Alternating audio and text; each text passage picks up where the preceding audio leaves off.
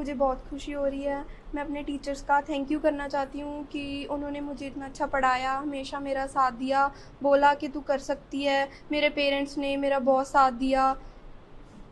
Thank you teachers कितना का। समा पढ़ाई और खेलों में गुजारते मैं हैं? सवेरे डेली स्कूल आना सुबह, और फिर जाके ट्यूशन्स होती हैं मेरी 4 से 6 बजे तक। डेली ट्यूशन्स जाना, मैं छुट्टी नहीं करती थी चाहे कितना भी ज़रूरी काम हो, मैं डेली रेगुलर पढ़ाई करनी थी। फिर जाके घर पे सेल्फ स्टडी करना, रात को 12 बज जाते थे कई बार तो।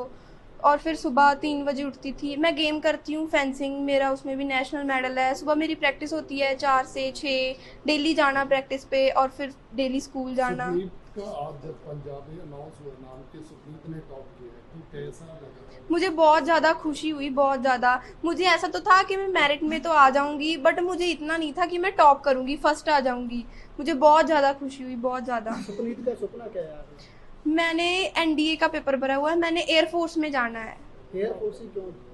मुझे छोटी सी शौक है कि मैं बचपन से ही एयरफोर्स में जाना है बस।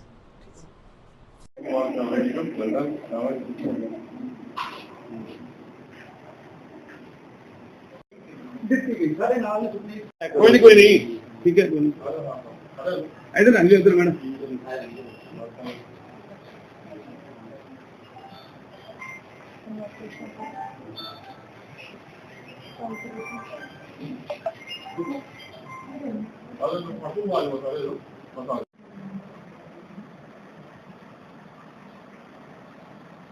ਮਾਨਸਾ ਜ਼ਿਲ੍ਹੇ ਨੂੰ ਕਦੇ ਵਿਦਿਅਕ ਪੱਖੋਂ ਪਛੜਿਆ ਜ਼ਿਲ੍ਹਾ ਮੰਨਿਆ ਜਾਂਦਾ ਸੀ, ਪਾਸ ਕਰ ਰਹੀ ਹੈ ਤੇ ਇਹਨਾਂ ਦੇ ਵਿੱਚ ਇੱਕ ਸੁਪਨੀਤ ਕੌਰ ਪਿੰਡ ਉੱਭਾ ਜੋ ਉੱਭਾ ਗੁਰੂਕੁਲ ਅਕੈਡਮੀ ਦੀ ਵਿਦਿਆਰਥਣ ਹੈ, ਉਸ ਨੇ 12ਵੀਂ ਦੇ ਵਿੱਚੋਂ टॉप किया है।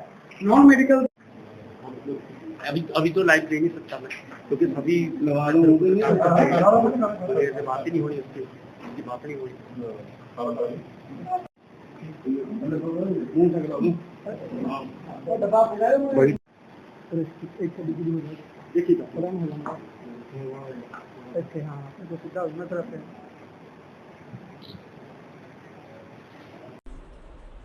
ਕੀ ਨਾਮ ਹੈ ਜੀ? हाँ जी ਕੀ ਨਾਮ ਹੈ ਜੀ? मेरा परमिंदर कौर जी। ਕੀ ਕਹੋਗੇ ਤੁਹਾਡੀ ਬੇਟੀ ਨੇ ਅੱਜ ਜਿਹੜਾ ਪੂਰਾ ਨਾਮ ਰੋਸ਼ਨ ਕੀਤਾ ਆਪਣੀ ਦੁਨੀਆ ਦੇ ਵਿੱਚ? ਸਭ ਤੋਂ ਪਹਿਲਾਂ ਤਾਂ ਮੈਂ ਗੁਰੂਕੁਲ ਸਕੂਲ ਦਾ ਧੰਨਵਾਦ ਕਰਦੀ ਹਾਂ, ਟੀਚਰਸ ਦਾ, ਜਿਨ੍ਹਾਂ ਨੇ ਮੇਰੀ ਬੱਚੀ ਨੂੰ ਬਹੁਤ ਵਧੀਆ ਪੜਾਇਆ, ਵੀ ਮਤਲਬ ਇੰਨਾ ਵਧੀਆ ਪੜਾਇਆ ਕਿ ਬੱਚੀ ਨੇ ਪੰਜਾਬ 'ਚ ਹੀ ਨਾਮ ਰੋਸ਼ਨ ਕਰਤਾ, ਸਭ ਮਾਨਸਾ ਜ਼ਿਲ੍ਹੇ ਦਾ, ਨਾਲੇ ਪਿੰਡ ਉੱਭੇ ਦਾ। ਮਾਂ ਪਿਓ ਦਾ ਨਾਂ ਤਾਂ ਫਿਰ ਰੋਸ਼ਨ ਕਰਨਾ ਹੀ ਸੀ, ਕਰਨਾ ਸੀ ਬੱਚੀ ਨੂੰ। ਮੈਨੂੰ ਬੱਚੀ ਤੋਂ ਪੂਰੀ ਉਮੀਦ ਸੀ, ਮੇਰੀ ਬੱਚੀ ਨੇ ਮਤਲਬ ਵੀ ਡਿਸਟ੍ਰਿਕਟ 'ਚੋਂ ਤਾਂ ਮੈਨੂੰ ਹੈ ਸੀ ਮੇਰੀ ਬੱਚੀ ਨੇ ਮੈਰਿਟ 'ਚ ਆਉਣਾ ਹੀ ਆਉਣਾ, ਪਰ ਮੇਰੀ ਬੱਚੀ ਨੇ ਤਾਂ ਪੰਜਾਬ 'ਚੋਂ ਨਾਮ ਹਾਸਲ ਕਰਕੇ ਸਾਡਾ ਬਹੁਤ ਸੁਪਨਾ ਹੀ ਸਾਕਾਰ ਕਰਤਾ। ਬਹੁਤ ਜ਼ਿਆਦਾ ਖੁਸ਼ੀ ਹੁੰਦੀ ਹੈ, ਮੇਰੀ ਬੱਚੀ ਜੁਗ ਜੁਗ ਜਿਉਵੇਂ, ਬਹੁਤ ਖੁਸ਼ੀਆਂ ਮਾਣੇ। ਬਸ ਮੈਂ ਨਹੀਂ ਕਹਿਣਾ ਚਾਹੁੰਦੀ। ਕਿਵੇਂ ਦੇਖਦੇ ਹੋ ਜਿਹੜੀ ਅੱਜ ਕੱਲ੍ਹ ਨੌਜਵਾਨ ਪੀੜ੍ਹੀ ਮੋਬਾਈਲ ਦੇ ਮਗਰ ਭੱਜੀ ਹੋਈ ਆ? ਸੁਪਨੀਤ ਜੀ ਦਾ ਕਿਵੇਂ ਸਮਾਂ ਬੀਤਦਾ ਸੀ ਘਰ, ਕਿੰਨਾ ਪੜ੍ਹਾਈ 'ਚ ਖੇਡਾਂ 'ਚ ਕਿਵੇਂ ਬੀਤਦੀ ਸੀ? ਬੱਚੀ ਪੜ੍ਹਦੀ ਜ਼ਿਆਦਾ ਸੀ, ਮੋਬਾਈਲ ਤਾਂ ਘੱਟ ਦੇਖਦੀ ਸੀ। ਮਤਲਬ ਪੜ੍ਹਾਈ ਦੇ ਵੇਸ 'ਤੇ ਜੇ ਕੁਛ ਕਨਸੈਪਟ ਇਹਨੇ ਕਲੀਅਰ ਕਰਨਾ ਹੁੰਦਾ ਸੀ ਉਹ ਹੀ ਦੇਖਦੀ ਸੀ, ਉਂਝ ਇਹ ਮੋਬਾਈਲ ਨਹੀਂ ਦੇਖਦੀ ਸੀ। ਕਈ ਵਾਰ ਫੋਨ ਵੀ ਆ ਜਾਂਦਾ ਨਾ, ਮੇਰੇ ਇਹਦੇ ਮਾਮਾ ਦਾ, ਮਾਮੀ ਦਾ ਜਾਂ ਭੂਈ ਦਾ ਫੋਨ ਆ ਜਾਂਦਾ, ਮੰਮਾ ਕਹਿੰਦੀ ਮੈਂ ਨਹੀਂ ਇੰਨੀ ਗੱਲ ਕਰਨੀ, ਬਸ ਸਤਿ ਸ਼੍ਰੀ ਅਕਾਲ ਬੁਲਾ ਕੇ ਮਾੜਾ ਜਿਹਾ ਗੱਲ ਕਰਕੇ ਬਸ ਫੋਨ ਮੰਮਾ ਨੇ ਫੜਾ ਦੇਣਾ ਸੀ। ਫੋਨ ਇਹਨਾਂ ਨਹੀਂ ਦੇਖਦੀ ਸੀ ਬੱਚੀ। ਹੌਬੀ ਆ ਸੁਪਨੀਤ ਦੀ ਤੁਹਾਡੇ ਮਾਂ-ਬਾਪ ਨੂੰ ਜ਼ਿਆਦਾ ਹੌਬੀ ਤਾਂ ਬਸ ਇਹਨੂੰ ਪੜ੍ਹਨ 'ਚ ਹੀ ਰੁਚੀ ਹੈ, ਮੈਂ ਅਲੱਗ-ਅਲੱਗ ਬੁੱਕਸ ਪੜ੍ਹਾਂ।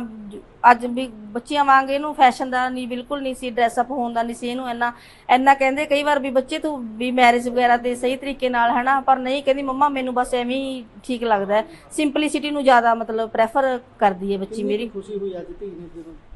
ਅੱਜ ਤਾਂ ਖੁਸ਼ੀ ਦਾ ਟਿਕਾਣਾ ਹੀ ਨਹੀਂ ਸੀ ਮੇਰੀ ਬੱਚੀ ਨੇ। ਜਦੋਂ ਫੋਨ ਲੈ ਕੇ ਬੈਠੀ, ਇਹ 12:30 ਵਜੇ ਵੀ ਰਿਜ਼ਲਟ ਆਊਗਾ, ਫਿਰ ਇਹਨੇ ਪਾਪਾ ਨੂੰ ਫੋਨ ਕੀਤਾ, ਇਹਦੇ ਪਾਪਾ ਕਹਿੰਦੇ 40 ਮਿੰਟਾਂ 'ਤੇ ਰਿਜ਼ਲਟ ਆਊਗਾ। ਫਿਰ ਅਸੀਂ ਤਾਂ ਬੈਠੇ ਸੀ, ਹਜੇ 40 ਮਿੰਟ ਉਡੀਕਦੇ ਸੀਗੇ, ਇਹਦੀ ਅਮਨ ਮੈਡਮ ਦਾ ਫੋਨ ਆਇਆ ਵੀ ਤੂੰ ਟੌਪ ਕਰਤਾ। ਇਹ ਬੈੱਡ 'ਤੇ ਬੈਠੀ ਸੀ, ਇਹਨੇ ਭੱਜ ਕੇ ਛਾਲ ਮਾਰੀ, ਕਹਿੰਦੀ ਮੰਮਾ ਮੇਰਾ ਰਿਜ਼ਲਟ ਆ ਗਿਆ। ਮੈਂ ਇੱਧਰ ਰਸੋਈ 'ਚ ਸੀਗੀ, ਮੈਨੂੰ ਤਾਂ ਇੰਨੀ ਖੁਸ਼ੀ ਹੋਈ ਵੀ ਬੱਚੀ ਨੇ ਵੀ ਪੰਜਾਬ ਭਰ 'ਚੋਂ ਨਾਮ ਰੌਸ਼ਨ ਕੀਤਾ, ਮਾਂ ਪਿਓ ਦਾ, ਸਕੂਲ ਦਾ, ਪਿੰਡ ਦਾ, ਮਾਨਸਾ ਜ਼ਿਲ੍ਹੇ ਦਾ। ਬਹੁਤ ਖੁਸ਼ੀ ਹੋਈ, ਮੇਰੀ ਬੱਚੀ बहुत तरक्कियां करे बच्ची।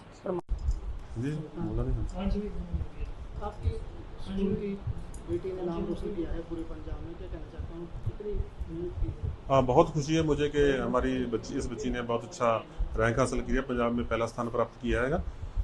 और इसके लिए हमें पहले इतनी उम्मीद नहीं थी, हमें ऐसा तो था कि मेरिट में आएगी, बल्कि इतना एहसास नहीं था कि पंजाब में टॉप करेगी। तो हमें इसकी बहुत खुशी है, पूरे गांव को, हमारे पूरे डिस्ट्रिक्ट को हमें इस बच्ची पे मान है। पढ़ाई में कैसी? बहुत अच्छी, डिपार्टमेंट बहुत अच्छी थी।